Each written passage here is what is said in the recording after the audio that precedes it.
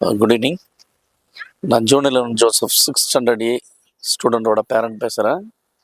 இன்றைக்கி Tamil class observe பண்ணால் காமராஜர் பற்றி ஆறுமுகம் சார் கிளாஸ் எடுத்திருந்தாங்க. ரொம்ப நல்லா எடுத்திருந்தாங்க. ஏன்னா நானும் ஒரு டீச்சர், ஒரு எப்படி அப்பார்ட் ஃப்ரம் புக் கொஞ்சம் எக்ஸ்ட்ரா இன்ஃபர்மேஷன் சொல்லணும் அப்படின்னு நினைக்கணும். அது மாதிரி காமராஜரை பற்றி நிறைய எக்ஸ்ட்ரா இன்ஃபர்மேஷன்லாம் வந்து சொன்னார். அது பிள்ளைங்களுக்கு வந்து ஒரு பாசிட்டிவான விஷயமா அவரை பற்றி தெரிஞ்சுது. ஒரு காமராஜர்ன்றது ஒரு படத்தில் மட்டும் தான் பார்த்தது மட்டும் இல்லாமல் ஒரு இமேஜினேஷன் அவங்களுடைய ஃபீல்டு ஒர்க்லாம் அவங்க பிள்ளைங்களுக்கு வந்து பதிகிற மாதிரி எப்படி ஒரு கிளாஸ் எடுத்தார் சார். ரொம்ப நல்லா இருந்தது. ஹேண்ட் ரைட்டிங் எல்லாமே நல்லா இருந்தது. அதனால் எனக்கு இந்த கிளாஸ் அப்சர்வ் பண்ணதில் 100% சாட்டிஸ்ஃபேக்ஷன். என்னுடைய பையன் இந்த வருஷம் தான் புதுசாக 6th வந்து சேர்ந்துருக்கான்.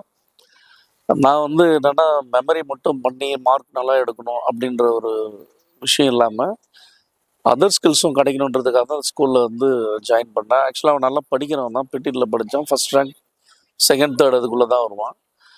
பட் எனக்கு ரேங்க்ன்றது ஒரு விஷயம் கிடையாது. பட் நிறைய வந்து மல்டிபிள் டேலண்ட் இருக்கணும் அப்படின்னு நினச்சேன். இங்கே வந்து நிறைய எக்ஸ்போஷர் கிடச்சிது என் பையனுக்கு. எல்லாரோட மிங்கிள் ஆகிறது.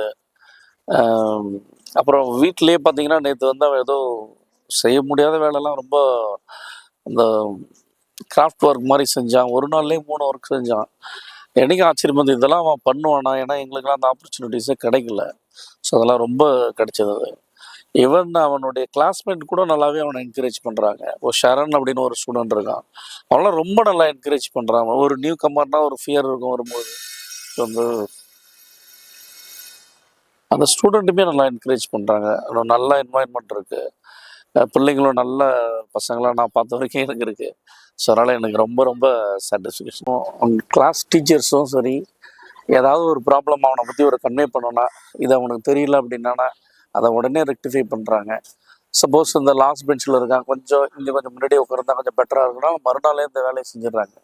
ஹேண்ட் ரைட்டிங் கொஞ்சம் பெட்டராக இருந்தால் இருக்கும், அவங்களுக்கு கொஞ்சம் சேஞ்ச் பண்ணால் பெட்டராக இருக்கும் அப்படின்னு கன்வே பண்ணாலும் அதை உடனே செஞ்சு கொடுத்துட்றாங்க. ஸோ ரெஸ்பான்சிபிலிட்டிஸாக இருக்காங்க டீச்சர். ரொம்ப சந்தோஷமாக இருக்குது. Thank you so much.